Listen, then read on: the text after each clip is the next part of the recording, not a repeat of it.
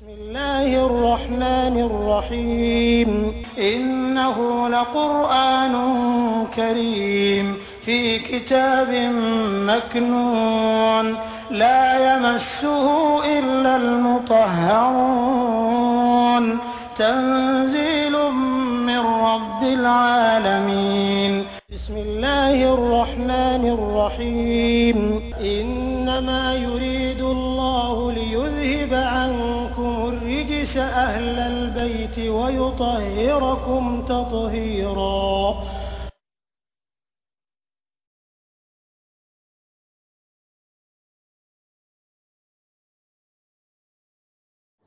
يا أيها الذين آمنوا يا أوم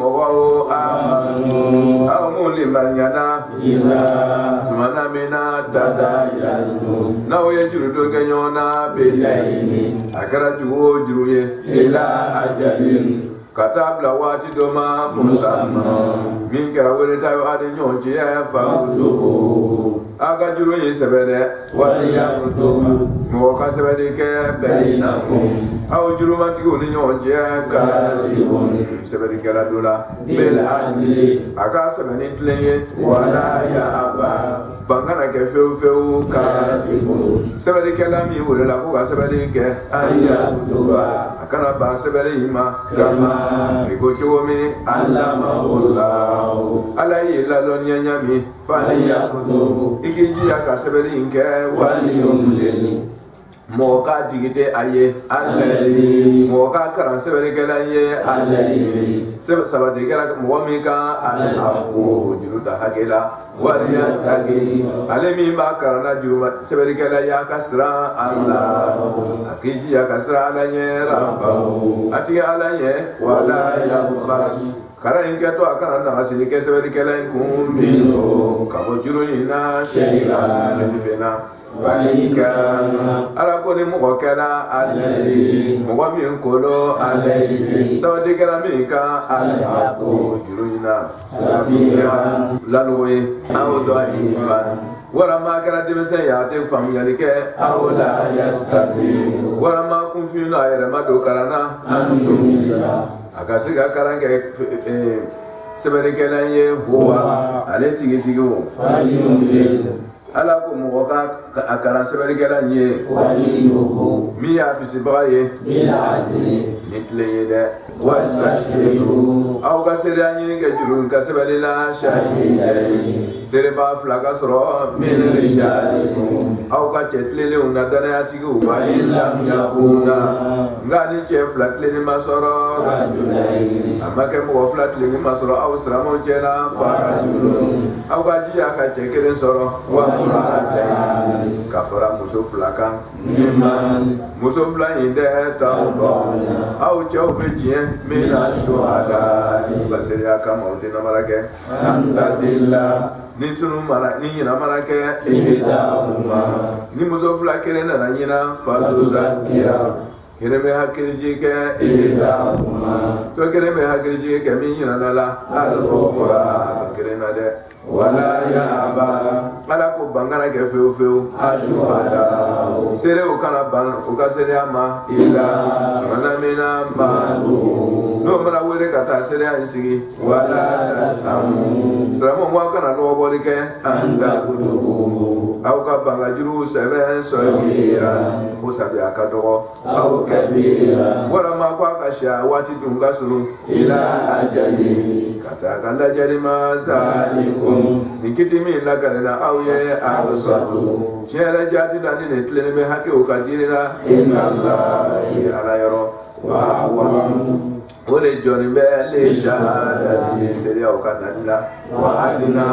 ine kiti inga suru ala tartabu au kana sigado akade badi yawo nyonje illa takuna ala ko sebeli te ke jurumi takola wole juruye tijaratan fona kala sani fere hadiratan abu mi hadra ya ni nyonje tudiruna abu turuna ni nyonje akamuna ni nyonje bainakum aw gasida wala falaysa ala ko kalima ke alaykum aw kan juna na feo alla taktubuha na mawlu sebe o teke bashiye wa ashiru au kasere ya osi iza tumana mina tabayatu na mara fere o kedi mison ma wara masani kedi mison fe wala yudara ala ko toro ya kana ke kati sebeli kala kana digwa ka sebeli insembe wala shahidu sere ya fara kana toro ya kana digwa ka sere ya sembe walin tafalu na yenu ndo toro fa inahu ko toro ya mi fule fusukun fasigi ya dafale bikum au toro ya kelaula wataku au kajija kasera Allah setike masala ye wa yuallimuhum Allah aw yedala ka ko ala taala le be aw da doniya ni ko imbela jerena wallahu masami dunya la ye be kulli shay asabati la fe kere kere bi dola ali dol babaye ala ka don dama aya mi ka ja corona aya bela wole ni aya kere no ma aya ga ja ni corona aya to be ko so be kala suri alako ya ayuha allazina amanu sura metala bamma de bakara alako aw muwaw aw mulimaniana kiti do be dila mate kiti mena di anse ga do akere ngene be mi semese na passe na ya ke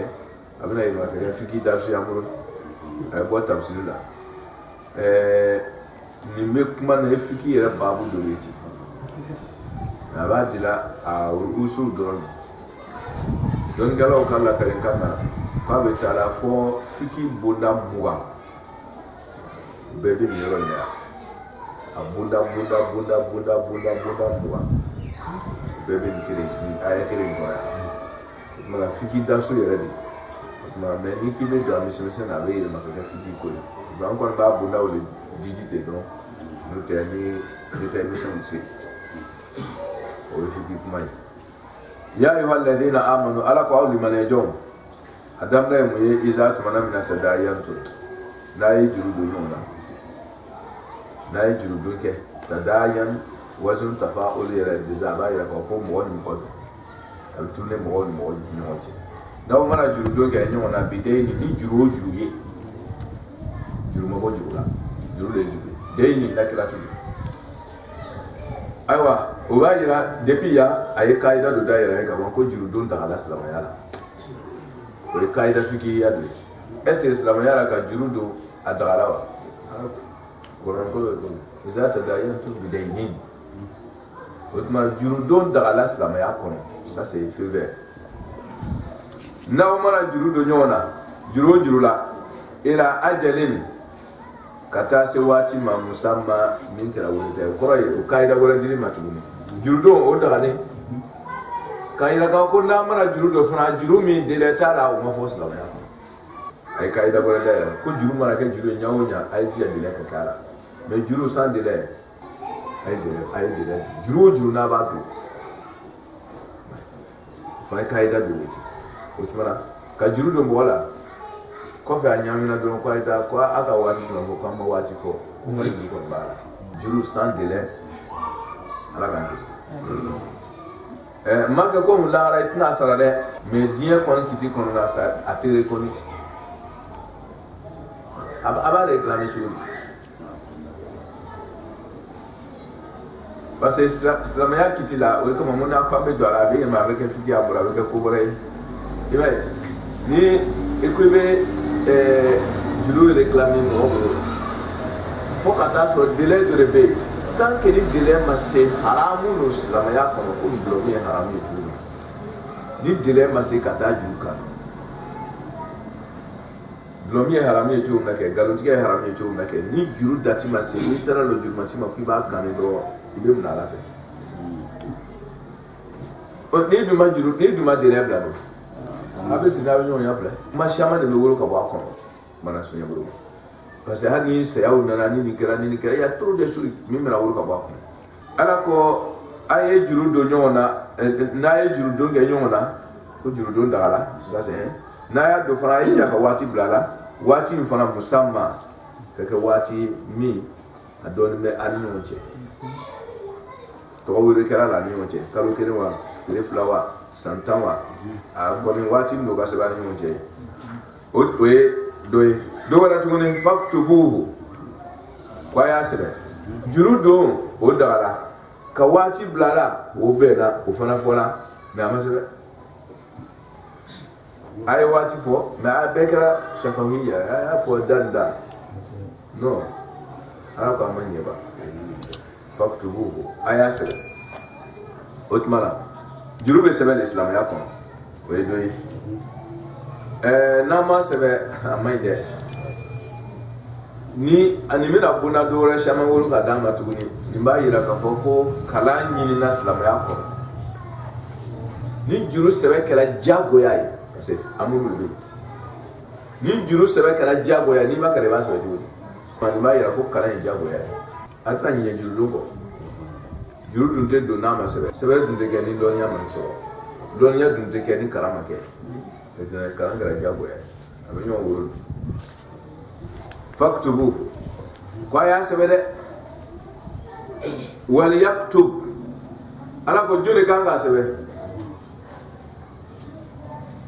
wal yaktubu bainakum katibun ko sebede kala do ka sebe fara buna do re da re ka foko mi me wadi la obi mi ma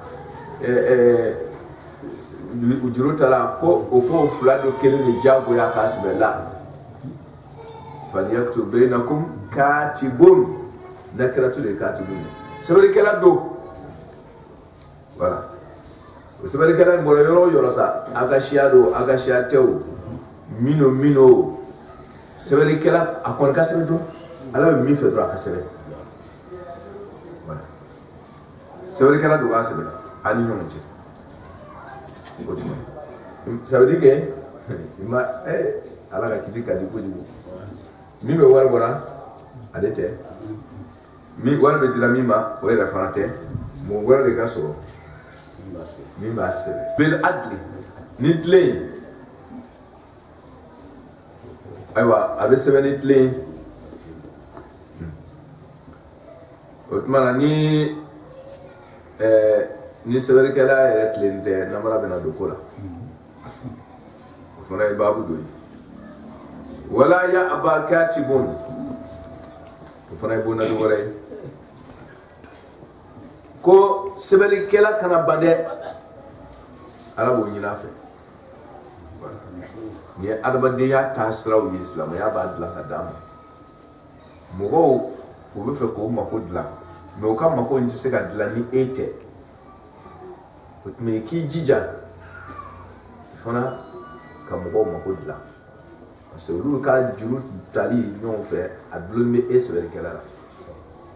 mana ala ba ñini fe mo ka ko so fona kana o bla problème na ki jija oye adabadi nya tasra oye ko ay ñom mako dla mara sunya burma wala ya abakatibun sebeli kala kana bande sebeli kala sugu de katibun an yaktuba ikana banka sebe kama chugumi allamahu Allah ala yare do lonya oui lonya ye ala ka sonare sonine ko al ilmu nurun yadhifuhu Allah fi qalbi man yasha loni noro dolo ala ba fil modus kuna min kala ja ni ya sababu ta mala ba di ala ka sababu dambe ala kana to ko fi ya dibila foi ma arba de usege fo kufinya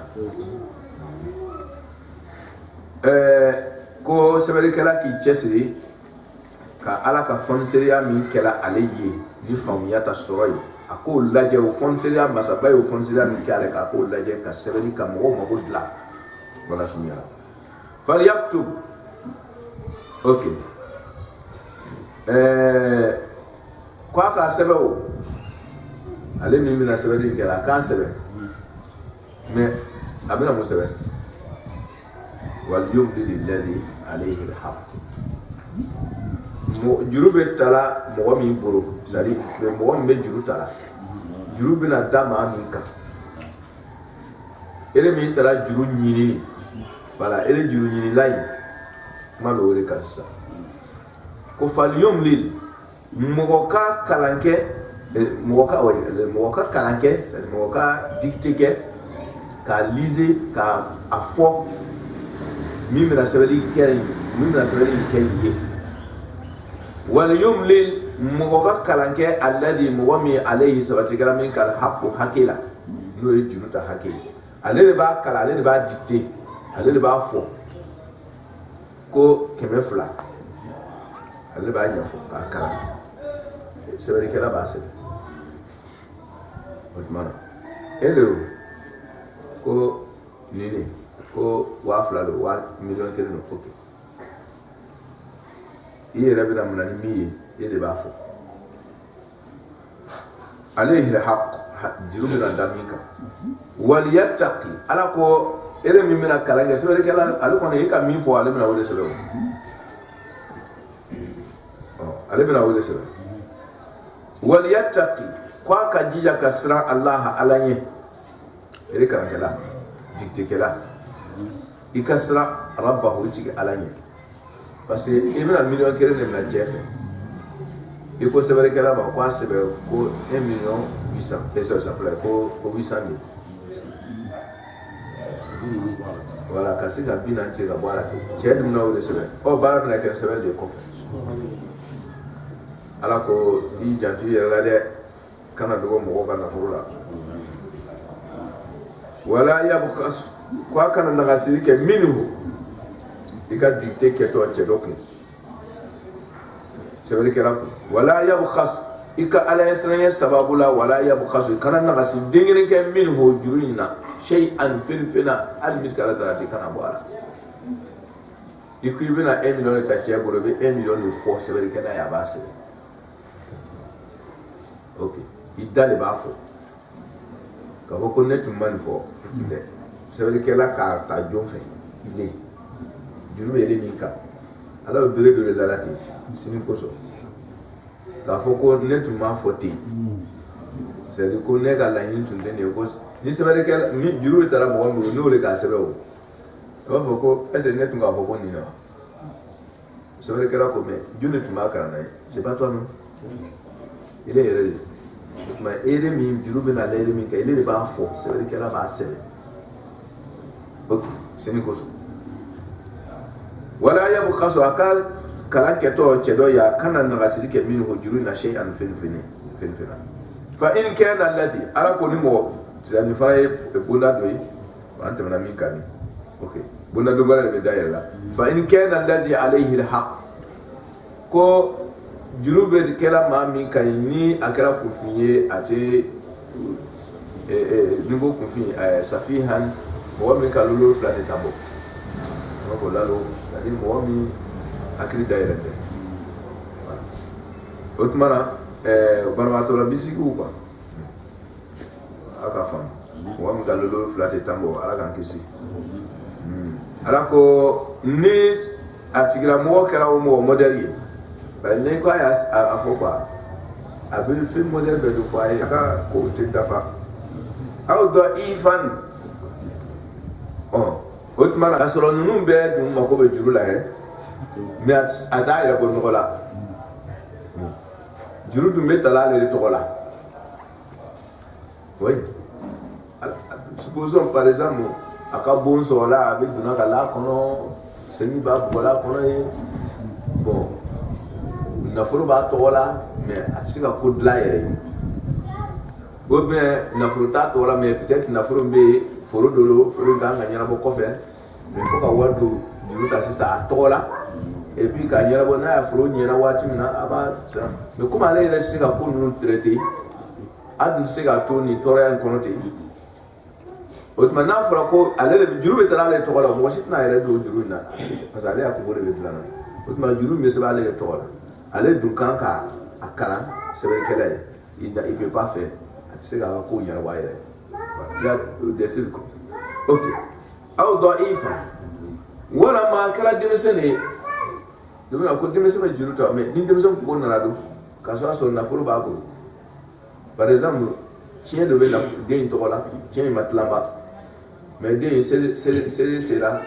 o kan k'a ka selifɔniw san tiɲɛ dɔ ma tilanba ou bien o kan ka kow kɛ k'a ye o tuma nafolo b'a tɔgɔ la fantan tɛ mais blocage dɔw de bɛ yen nafolo in ka tali peut-être il y a un mois, en tout cas, mais c'est pas immédiatement, mais dis ma ko do la ça. Dis-moi c'est. Na fara kwa kata juruta abna nyami. Otmana. Jurutu mena ta tola kata mako dlan. Peut-être avant qu'elle ait na flaquer tout ça là. OK. Na fara kwa le ka addicté tebe abinyami parce que dis-moi ya ko so. Jurutu metara le tola. Otmana ambo kiti wuli lati. Ni akalolo fla de tambo wala ma demise ya lebe juru talaika demise ya ko sa se ka ko nyana ba yele aw la yastati non la lote akalolo fla be tambo yere de kina aywa demise yere te balko ya hakili da falelo nka muni bala la yastati atisele an yumilla kalanike c'est tissé ka karake avec ce que confinya bonai voilà par exemple na franco avec sebela avec mi me sebela kelani lui parle français ate quand le mais kedo ale na sala ka to okanla kedo te fanate to okame ale me julu talai sebela kelani avec na sebela to okanla wodun te kamore me frika fo to okanla do ndu makala to okana afana se ka fo unanyi wala bisa ke kalamba ya bodai wala ma bisa ke bubo yayi bubo atisi akuma voilà c'est pas parce que hakilité ya lolu fla be tambo kimse ira ta ba ira kalama bien même mais aba boni momi e ka la se be kalama une solution te OK blocage marana ka foko makanti atisi ka kalanke se be kalai an yumilla ka kalanke huwa le tigitigi fal yumlil ala ko mo ka kalanke wali yuhumi ya ka bisbali bil adli min kile otma kiti gore daira fanati otma ni nunu mo wasaba mun ko fara gugu sabani no olu be fera juruta ala ko mo wara ka o ka responsable kana o ka responsabilité ya be mo min bo otma a otigira mo ko nyamo o ya ko tigiya be do mo min bo o tigire be nan do olu dero la olu ka nyara bo parce que c'est une cause. Ah ouais, tu prends la responsabilité. Mara sur le boulot. Autrement, quoi que konya mo benalo. Ka sebe ni ke e ka kalanke sebe ni kelai. Bel adli litli kuma fora chedo ere tu mo ka kalanke litli kana foi boala. E mi mena jo aka joro la fana. E fana ba kala o karanti go da litli kana foi bojirunya. Buna go da medaya la tu ni fikila. Wasta shihidu ala ko tiendo awbe sona ko abe severi ke ko abe severi kala ka severi ke tan OK mais mune be sa wasa shidu aka nyini ke sere bo aka sere la ka sere si was anati parce que was istafala was shidu de was tashidu naumas ay sere si har na ma sere so ay nyini ouais abe nyini ko sere ka dali jagoya wasta shi au ka sere nyini ke sere sigi nyini ke shahida ni sere flala voilà kire reta nyi na fofla min rijalikum au ka chewche ibado ni mun sele fe ko adaba de ka hake aka gere kusobe bai mugo ka hake korosibi wala ben na ni miseme beenti pour que dota kana ta do fe la bul kuso kwa ka sere flasigi ka waka chewchela na fa rijal o che am chewlo che o fam le mais che beti che de voilà an وما أرسلنا من قبلك إلا رجالا ala ko ale mo mochi mu yi chewni c'est mu sera che ya jorola o be jo c'est mo da falum bele foko rijal mala so yabo ala ko min rijalikum sere flaka soro min ya ka chebawu aka adabadin ya da falme minuna au chewche aka kawdu voilà ko so mai aya do na kana de la page ka yoro jata ما كان من أبا أحد من رجالكم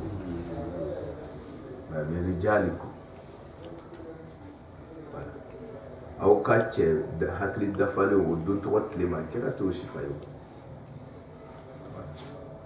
بس توت يوم مفك على كذا ما نسمع بقول فإن لم يكون نو مكة نو موفلا مسرو شيء دفعله موفلا مسرو كسيري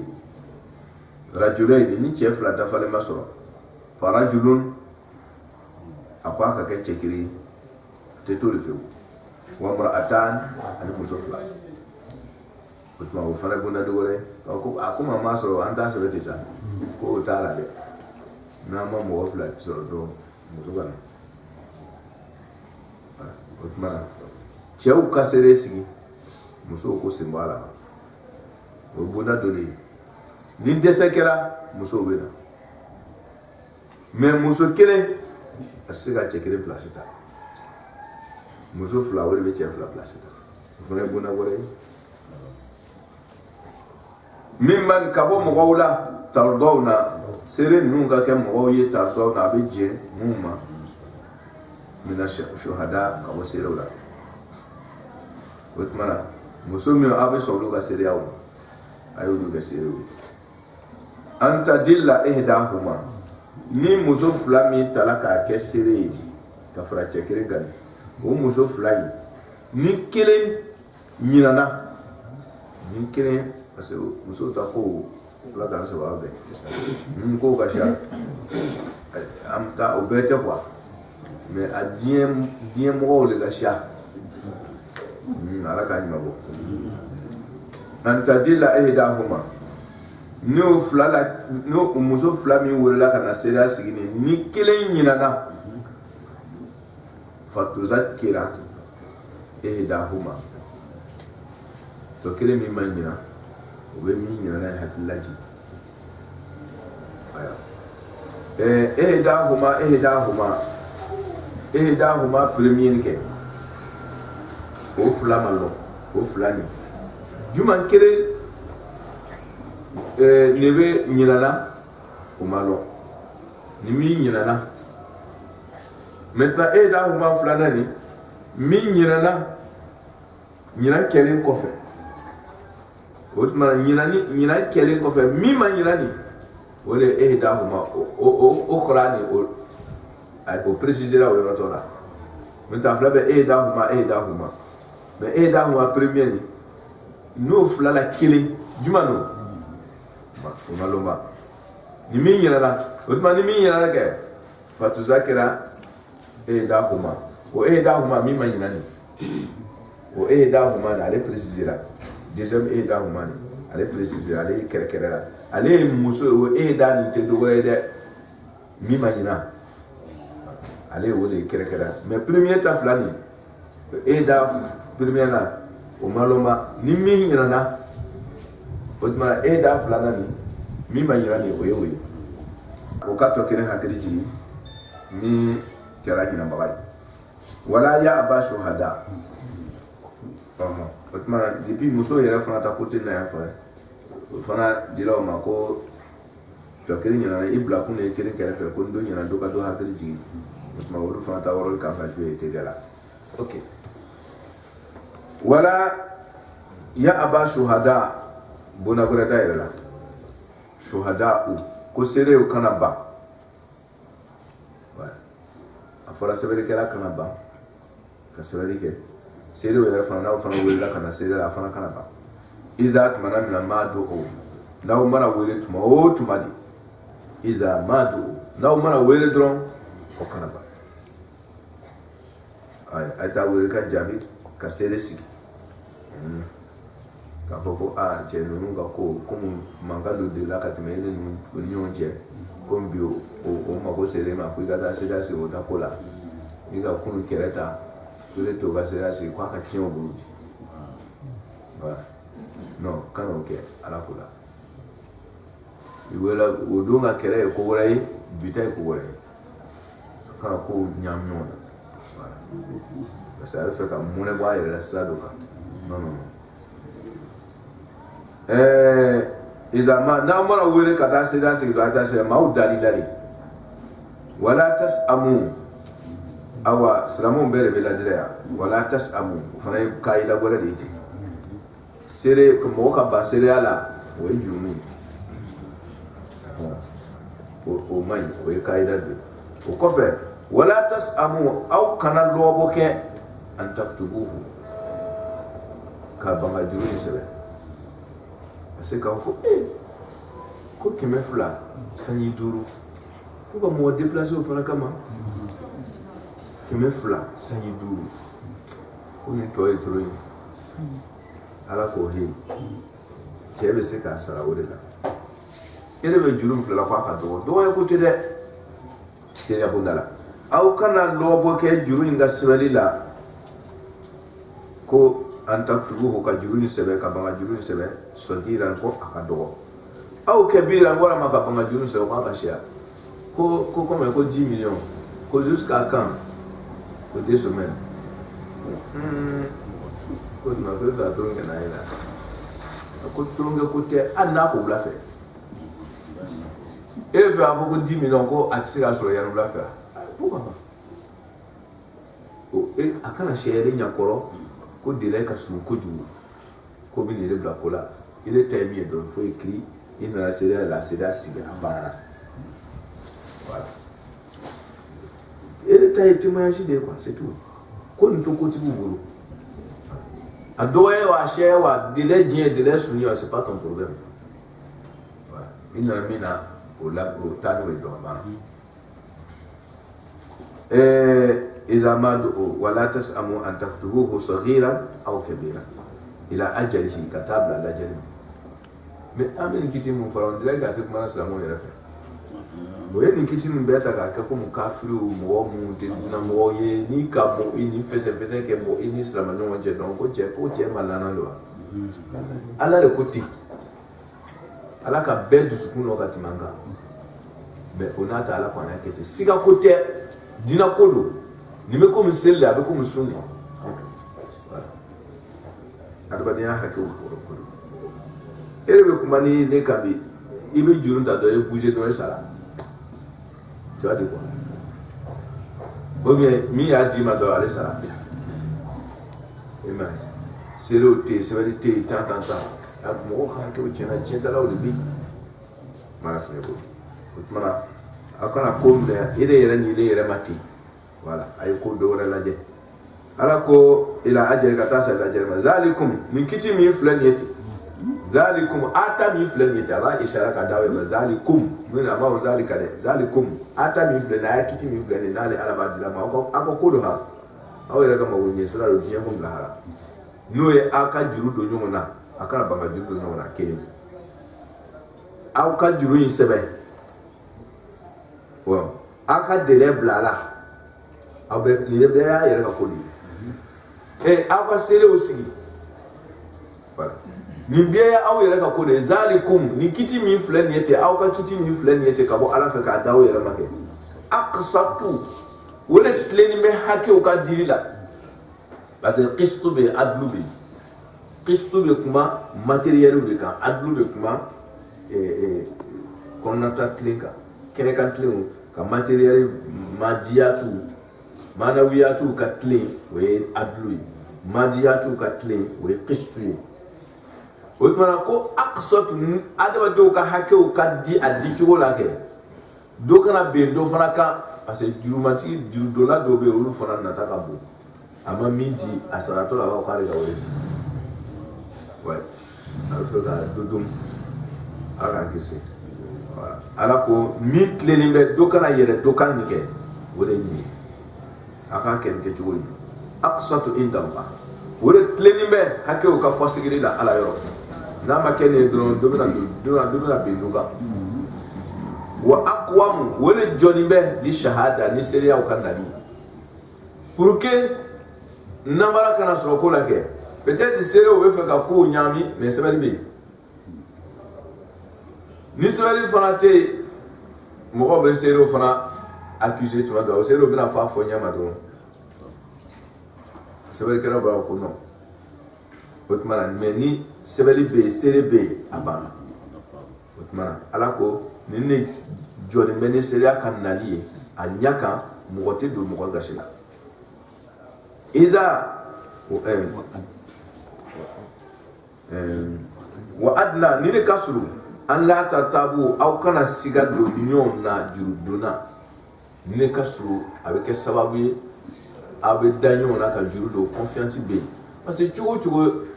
e ga lo atinyami tuguni asebele be mi esebele ke oye mo gore de atia o yere chela oye mo gore de atigi fana tlelendo sere o fana be fambe do fe o betle no aw yere be jema mu ka sere ama odudo otmana namara tala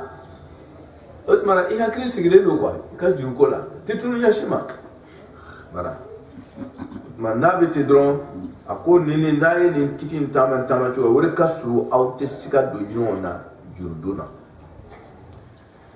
illa an takuna fona kela alako jurdomi ni ateo sebe ambe duna ile sisa fona buna gore jurdo be alako ya fakara olumo kana sebe na ko wa sebe sabu regarder note ala kono mo sebe ni ke wajibi voilà avec ce que tu as tout sebe note juru to be na mo sebe dron juru mbaka aka la soso fo ni juru moderne na la force ça pour être sebe na ya dia na ko ba sebe ba shi kontala mais ala kono ma nyina fe ba ya sebe we juru jumai tijarata illa takuna foni jurudo min kera tijaratan sanifere hadiratan mi hadra yalimbe o hadiratun mi hadra yalimbe tudiruna ha abemi turune abemi murumuru bainakum an yonje wajuma abebe sigida kere na lola o bi aka magasin mo nyon kerefe bon ko kare on na sando qui fait sur place do vraiment ou bien il y avait marchandise terrienne de la fait ko ça na fo wotoro do na ka watu ko nyoni kaba wala et tu peux payer ça rapidement après ka magasin comme atigi donc espèce code vraiment il te fait ka heren do jigle ka te fait ay tlela bon ko wafla ti eburo yoronina et que ka voisin de moi sur place il ferait que là de ma kerefe ou bien ka signon de ma kerefe ko bon ko wafla ti atelier là et maintenant et regalo ni le kani ni marchandise ni ta drone c'est ça yani ula fait drone abetare ouais vite lo mais ebo wafla ni tu fa le buro ko umla le buro drone ka adini ma drone comme na ki kundo c'est ça yani drone peut-être il est rendez-vous do kerefe kan ka o waru ya fam na ça donne ka di ke do mais ni tara ko abeta sigi ka o sebe ko abeto sere yinno sere karamage kedo president no ale ne so kana lonno ni est parti tanté otma na ko nbe sebe dron do ta harjigere be chero semfe otma ala e do ta hako ko rasul passé alla nyabe beta hake wula voilà do ta dumda bena tie akode dina barani ala ko la amada bo kamale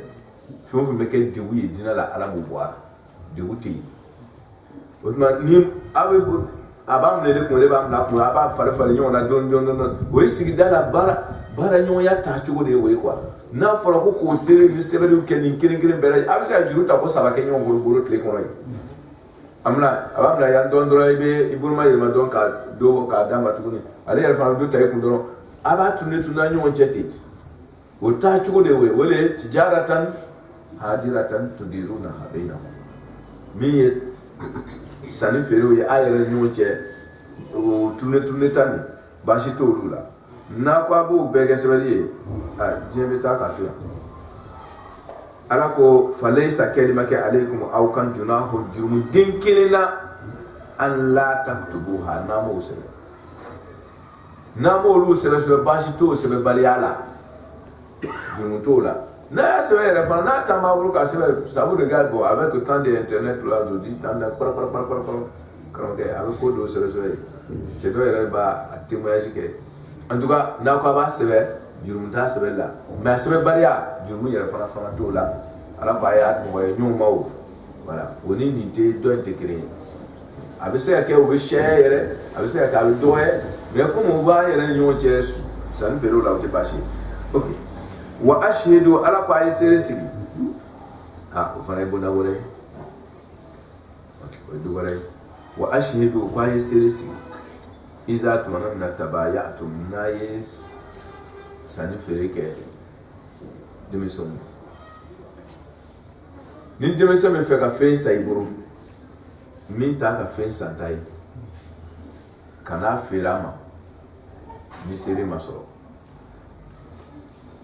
ni be fe ka fe sa demburu min ta ka fe fere tai kana saburu ni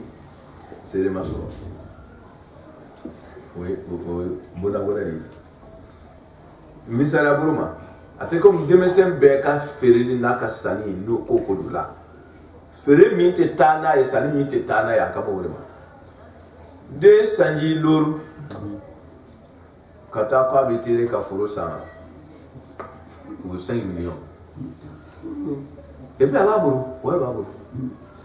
même na halala wala baburu atado c'est-à-dire aka fere aka sanfede abe mo daka ko ke sere so affaire linkam même na hakki dafa no ko oui autrement mi c'est-à-dire adaba de ya ta tu wala ke min ka catégorie ke e vous dire comment ça denna dona mo amba bro ko ka bisi dama ko fo ka nan paray o fana mo fuye ko hotel wa ashhadu za tabayatun kana ta kata wala fanfe chendo ni dimission na sani ka obi o fe aferi ke kwa ka series ni ka so ka aferi ke ka so sani ka o fe ma kame obe sani munke ni o ka santate na to ka niveau là kame o le voilà din sanita avec ta 20 millions mobiliser ça et puis parce que comme affaire milliardaire chez la ko chendo atade wani jo akana afirama nama balkuya sari ashima se ni fe su sanima bon peut-être abise que adaba dendo kamilier là ça va avec eux voilà. Peut-être na les nyona nous obe 30 millions 100 millions go affaire ou quelqu'un qui a 10 ans, pour lui, il y a milliers là, si ça se fait, mais au milliard bara ou de quai, c'est que ça peut marcher là. Voilà. Il y a quelques milliers où je coca. Des fois, à vous faire un village là, peut-être 200 ans, il y a des wafs la samige. Pour ta dame. Mais tu peux sur le road de la 200 ans, il y a des wafs samige. Il y a des milliers, ça passe avec tes filles. Mais il y a des milliers, à tes filles. Autrement, mi te tani milliers milliers. Nan na do ay sere sikida no de to ma bela wulu ko fe manga ne bela wulu ala ga nyama autrement mi te demission ka hake wuye akana wo fe lu ko ma akana wo sanu ko bulu ay do fana mo façon de dende ndo ka to ka sa we ka to ka fe lu ma du fneta wala yudarra katibun kitibula lewe ko sewri kala kana toro de akana toro Mouachi kana toro là il dort voilà Dieu ne va toro là mo otigna ko c'est vrai mimi juruta lawa ikana toro avec la mibroa ikana toro mo wala yera mimi kala fe ko che ko ta mo ko ko nyana bosa katuka akana che toro Mouachi le kana toro c'est vrai que ala ko ya fa ga wala ya ba katibu c'est vrai que kana bande ala il a dit comme dit ko la main c'est tout. Mais mo gore ka belesi ka kun ka to ka toro fo ka bo no manyina ofe na yo ka fara juni gore wala shahidun sere era fara kana toro ala kon ya fo yo ku o kana ba ka sere ama no mo me au kana toro ayatu wa in taf'alu nawiye kelike sere o ni sebe kera ka toro dila fa innahu o nyon toro yi ka so chen ni tafe ala bato dun nyon karaba tala na yo jawo ya karaba fusukun fasigiyade bikum aula ala ko ko fasigiyade ko atebe wattaku ko ayesra Allah ala ya jati ayesra seti masa ala ka nyon toron dabla aywa mi fara ko ga ka chula wa yuallimukumullahu ko Allah ta'ala lebe awlalon yala akadina ta chula au ka arbadiya kai nyeli sirala wa yuallimukumullahu kazalika min chugo nyelata wa yuallimukum ala ba kalana tini au kan yina ma ya billahi chugum na dukana dota dum basati sinino ati nyon dusu kun karama ala nyabe bela ani ye limami ni mo la le mila koma ala ko beki koroni yo bebe lafia ala ba wala lon ya tini bon kafoko wattaqulla wa yuallimukumullah kaka komi aisra lanye na usrana lanye ala ba wala lon ya ango mo ba fasare ka dama meni ayente saudi ama foko adisa ya fo korona ko ba di fe madi na usrana lanye ala yesna be ke sababu ye lon ya be di adaba de mam wo yere tikara ibe kara ni kara mo woy ni srana lanye buna do be daire ye ala yere buru siga tola me ka foko ibe o kuma ine tasaka a ke ni aya ni ka dalilu ye ango aya ye itranze ya kola aya do sraka ani kiti te kire akira ko mameto ka aya mi fasara ko la yamassuhu illa almutahharuna innahu laqur'anun karim fi kitabin maknun la yamassuhu illa almutahharun kum wa karam wa qur'ana ni masalita o ba dalilu ko c'est fou mais au korote ko ko mo ma qur'ana ka so masalita ayi sadi mite miye karo kaye mais au korote ko ko ni refra mai la ça fait dire mo timma qur'ana ni masalita mais me fega aya mi ka dalilu o rete voilà le problème est là-bas ni aya amma fo ko ni mo srana la ko ala ti kara ibi kara bien dalu bala yoro bela ni srana la ke abil loni bunda dere ka dima mais ko ni aya ni be fe ko dia mo no mais wa wona muna wattaqulla natu yewore ka be wattaqulla yuallimukumullah now awisale ala ba wala do mais wa yuallimu ni wawo na do ko wala be voilà mana sunya wo wattaqulla ta jawabu tele ni me kuma gora de ni ko de ay israele ala kiti min da masisa ke aw ka bara akara do toro ka do okay akara do toro sereu sebelkala akara mashi tora ka kullu wasra fa ka tamata majura wa yuallimukumullah ala bawla lon yara tenni aka kitiula otmana awte kolon ala le kolon na ya ala lon ya nyami na ka ayata mo tamachura akanyama ya tikona nye ala de balo katima wera ka wallahu kwanga donka foko masami ya lai masami ma ala lon ya ngajina lange wallahu masa بكل شيء سبت لا فين كريم بلا جنا عليم لون مسائل